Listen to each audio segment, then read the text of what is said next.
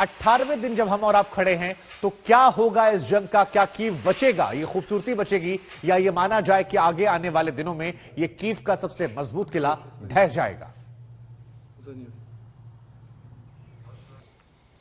मजबूत किला है और मजबूत किले को बचाने के लिए प्रयास भी जारी है, लेकिन रूस की तरफ से भी बमबारी अब तेज की जा रही है। लेविव जो अब तक सुरक्षित समझा जाता था, उस लेविव में अब बमबारी और मिसाइल फायरिंग हो रही है। तस्वीरें इस समय आप देखिए राजधानी कीव की। राजधानी कीव में इस समय बर्फबारी हो रही है और इस बर्फबारी के बीच यहां की सेना, यहां के कमांडो दस्ते और यहां की जो पैरामिलिट्री फोर्सेस और सिविल डिफेंस है, वो सभी इस बर्फबारी में भी हमारे पीछे जैसे आप वहां पर एक चेक पॉइंट देख सकते हैं, उस चेक पॉइंट पर सिपाही तैनात हैं, क्योंकि अगर किसी भी तरफ से रूस की सेना आती है। और एक जो बड़ी दिलचस्प बात, यहां के एक जो पिकेट कमांडर से मेरी बात हुई थी, उन्होंने मुझे बताया कि सिविल कपड़ों में, सिविल गाड़ियों में अब रूस के सैनिक शहर के अंदर दाखिल होने की कोशिश कर रहे हैं। क्यों?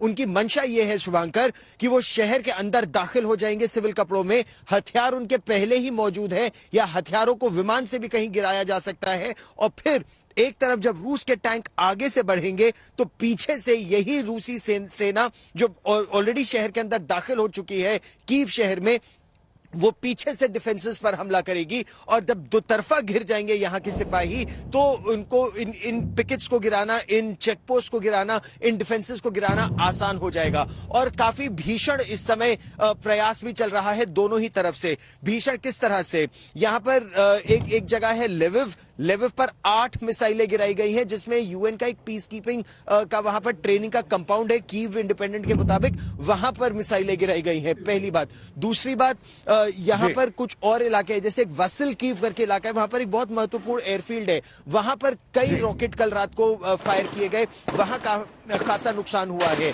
हम लोग जिन इलाकों में, इरपिन और बूचा के इलाकों से ग्राउंड जीरो से रिपोर्टिंग कर रहे हैं हर रोज, वहां पर जिस तरह की गोलीबारी अभी आप सुन रहे हैं, उस तरह की गोलीबारी चल रही है। उस तरह इंच बाय इंच रूस की सेना एक एक गली खाली कराते हुए आगे बढ़ रही है। और ऐसे में अगर हथियारों की कमी हो जाएगी, क्योंकि हथियार सिर्फ लेविव के रास्ते से आते हैं, अगर वहां से हथियारों की आवाजाही रुक जाएगी, तब कितने दिन तक ये कीव का किला रह पाएगा, ये सबसे बड़ा प्रश्न हो जाएगा। बहुत बड़ा सवाल है। और जिन शहरों का नाम आपने लिया, बार बार उनकी तस्वीरें भी हम दिखा रहे हैं, वो त्रासदी भी हम दिखा रहे हैं। लेकिन श्वेता सिंह भी हमारे साथ जुड़ गई हैं। श्वेता, हमने आपकी एक रिपोर्ट देखी जहां पर आपने दिखाया कैसे परमाणु बंकर तैयारियां की गई थी। अब यह भी बड़ा दिलचस्प है कि जिन्होंने साथ मिलकर इसे बनाया था और जिन्होंने बनाया था, आज वही कीव की बर्बादी के मुहाने पर खड़े हैं, वही इस बर्बादी के लिए खड़े हैं। तो ये इत्तेफाक जो है ये बड़ा खतरनाक है। लेकिन दुनिया के मन में सवाल यही है कि क्या गुंजाइश अभी कोई बची है बातचीत के जरिए, क्योंकि ऑफर तो ज़ेलेंस्की ने दिया है।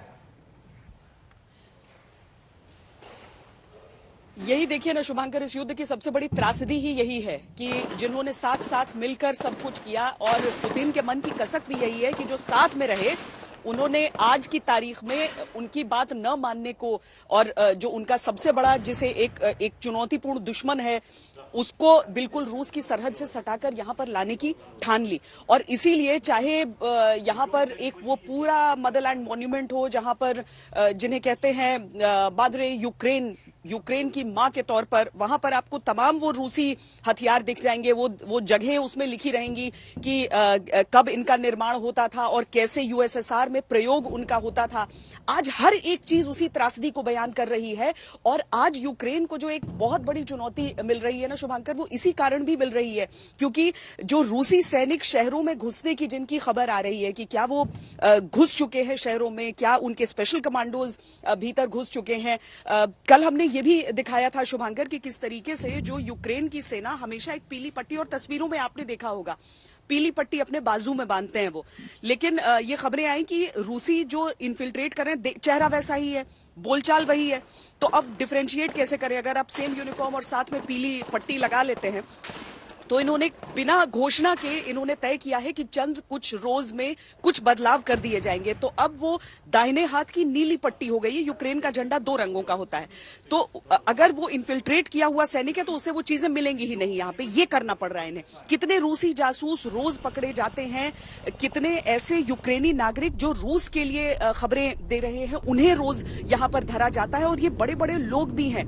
तो ये इस तरह का युद्ध भी चल रहा है। मतलब एक तरफ गोला बारूद होते हैं, तो दूसरी तरफ ये जासूसी वाली लड़ाई भी चल रही है, क्योंकि अगर भीतर से किस तरह के डिफेंसेस लगे हैं, क्या तैयारी यूक्रेन कर रहा है, अमेरिका जैसे जो देश हैं वो अपनी भले ही सैनिक नहीं रख के लेकिन क्या CIA ऑपरेटिव्स को यहां पर रखकर मदद कर, ये सारी जानकारियां रूस के लिए भी बहुत ज्यादा जरूरी हैं। और किस मोर्चे पर कहां लूप होल है, कहां से वो प्रहार कर सकता है, वो चीजें हो रही हैं। लेकिन रूस के चलने का जो आगे बढ़ने का जो समय काल है, जो अवधि है, वो इतनी क्यों लग रही है, ये चीज सिर्फ सबको परेशान करती है।